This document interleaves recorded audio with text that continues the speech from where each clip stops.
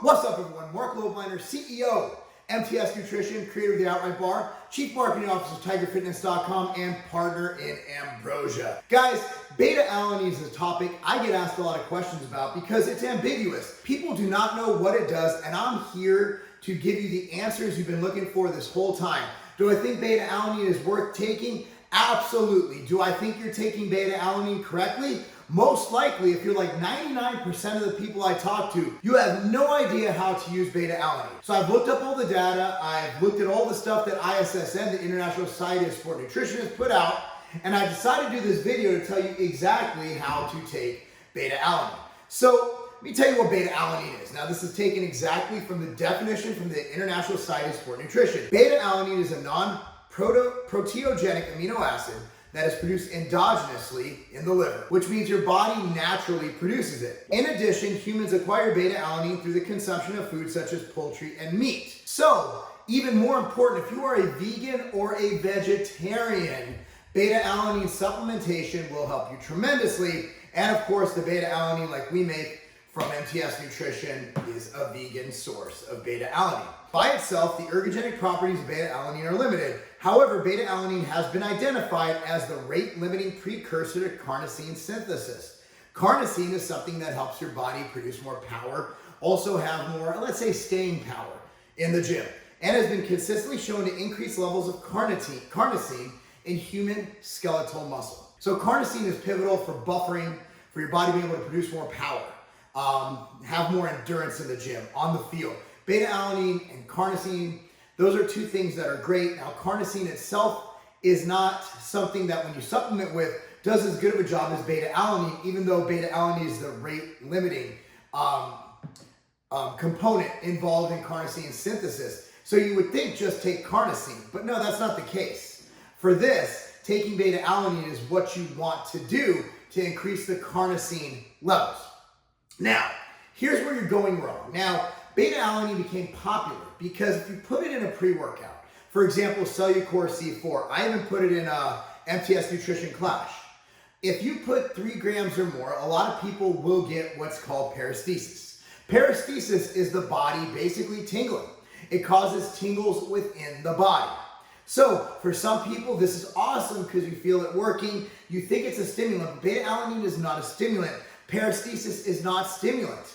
But what paresthesis does, it lets you know you took something. So from a mental standpoint, people are like, hey, this is working. When in reality, that's not what beta-alanine is meant to do. So how do you take beta-alanine? Well, let's go into research. To date, research suggests beta-alanine requires a chronic loading dose of 4 to 6 grams daily in divided doses of 2 grams or less for a minimum of 2 weeks. And that results in a 20 to 30% increase in muscle carnosine concentrations. So why do you do it in split doses? If you took 6 grams of beta-alanine at once, if it wasn't a sustained release form of beta-alanine, you'd establish the worst tingling. It would be to the point where you want to scratch your skin off and your ears would tingle. It would be crazy. Normally, paresthesis for normal dosing around 3 grams, 2 to 3 grams, will subside after around 2 to 3 weeks. So for most people, it's not a long-term issue. You just have to suck it up, get it for 2 to 3 weeks, and that's that. But what we're seeing is if you're to take, let's say, a pre-workout with 2 grams of beta-alanine, that's not really getting what you need to get. You need to get, in my opinion, 6 grams daily. Now, for example, our Clash has 3.2 grams of beta-alanine, right? So our beta-alanine has 2 grams. So what I normally suggest people do is get above 6. Take your Clash pre-workout, all right? And then 2 times throughout the day, doesn't matter when, take your beta-alanine. Now, with or without meals, I don't really care. However, for some, the meals taking it with food prevent paresthesis. And I don't know about you, but I'm standing here at my desk, I don't want to feel like I want to scratch my eyeballs out. So I'm going to recommend you take pre-workout, with or without food, whatever. You're probably not going to get tons of paresthesis. If you do pre-workout, it might actually help amp you up. If you don't like it, take it with food. It'll probably dull it a little bit. For beta-alanine, take 2 grams 2 times throughout the day with food. Now, if it's a non-training day, take it 3 times. So basically breakfast, lunch, dinner would be an easy way to do it. Now let's get into more. Consuming a total daily dose of 6 grams would be important for augmenting muscle carnosine. Combining beta-alanine consumption with a meal, like I was talking about, during beta-alanine loading has also been shown to be effective for further augmenting muscle carnosine level. In addition, in a recent meta-analysis is taking a bunch of studies and putting them all together and interpreting the data. So a meta-analysis is basically an interpretation of a large group of data, right? Suggested that supplementation with a total ingestion of 179 grams of beta-alanine, the average dose across all study, resulted in a median performance improvement of 2.85% compared to placebo. Now, you might be saying, what the hell does a 3% increase in performance do for me? I don't know about you, but I'm like 40 years old, right? If I can increase my performance by 3%, that means more progressive overload. That means more reps, more weights. That means more improvement. That means more muscle gain. So a 3% improvement is actually phenomenal. You'd be very hard pressed to find a more research supplement that provides this much. Aside from creatine and caffeine, I would say that beta-alanine is probably the most proven effective supplement we have for muscle and performance augmentation, right? Or improvement. So what do I suggest? Let's put it all in a nutshell. Let me grab a sip of this espresso with ambrosia ritual AM in it. By the way, thank you to my partner Ambrosia, Sean Torbati, for buying me the espresso machine, which is absolutely amazing. So, okay, so on training days, doesn't matter when you take it, just get your scoop of Clash or whatever your pre-workout is. Pre-workout does not contain beta-alanine. That's besides, we'll go for the off day, right? So take a scoop of pre-workout, Clash, the 3.2 grams, and then anytime, 2 more times throughout the day, take 1 scoop of MTS Nutrition beta-alanine. That's 2 grams per scoop. That gets you 7 grams beta-alanine, a little over it, but it gets you that 179 gram loading zone much faster. Now, on non-training days, breakfast, lunch, and dinner, meal 1, meal 3, meal 5, whatever, just get your beta-alanine in. You can take it with or without food, but again, with food makes it a little less likely to cause any paresthesis issue. So that's how I would do beta-alanine. Now, a lot of people ask, how long does it take to wash out of the system?